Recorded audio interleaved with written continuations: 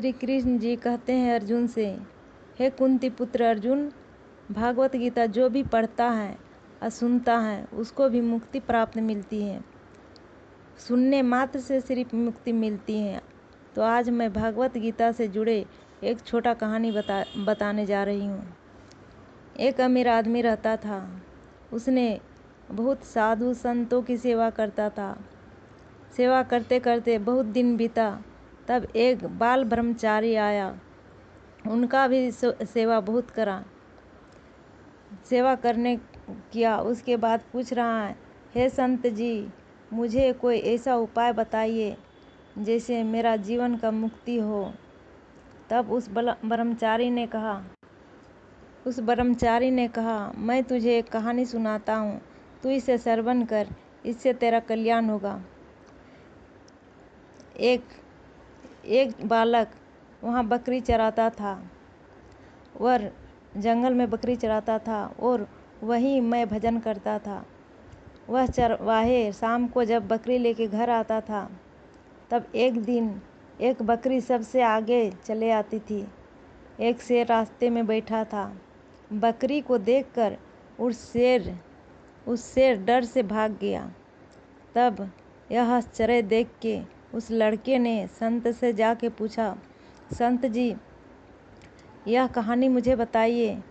बकरी को देखकर शेर भाग गया, इसका क्या कारण है? तब संत जी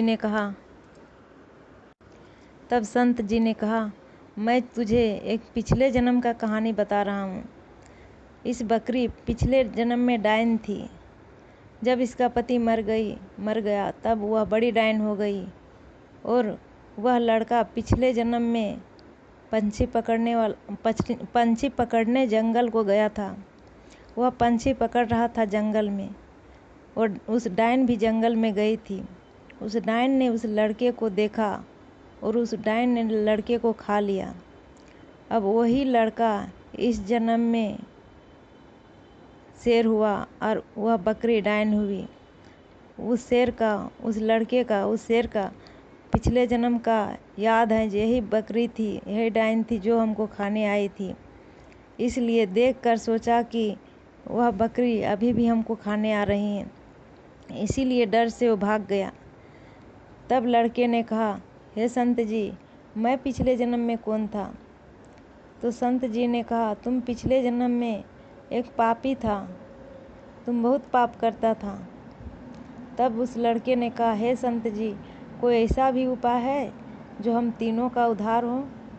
तब उस संत जी ने कहा, हाँ, हम तुम तीनों को उद्धार करते हैं। तब तीनों को वहाँ खड़ा किया और उस संत ने श्री गीता का पाठ पढ़ने लगा। गीता का पाठ पढ़ के जब गीता का पाठ समाप्त हुआ तब जल लेके तीनों पर छिड़काया। छिड़कने से तत्काल उस तीनों का प्राण छूट गए, मुक्ति पाई और स्वर्ग से विमान आए जिस पर बैठकर बैकुंठ को गए। तो संत जी ने कहा, जो भी कोई गीता का ज्ञान पढ़ता है या सुनता है उसको मुक्ति मिलती है। इसीलिए सभी को गीता का पाठ करना चाहिए। अगर हम गीता का पाठ करते हैं तो मन में अच्छे अच्छे विचार आएंगे। तो आज के वीडियो में यहीं तक है। फिर अगले वीडियो में इसी तरह अच्छे भागवत गीता से जुड़े कहानी लेके आऊँगी। तब तक के लिए राधे राधे, जय श्री कृष्ण।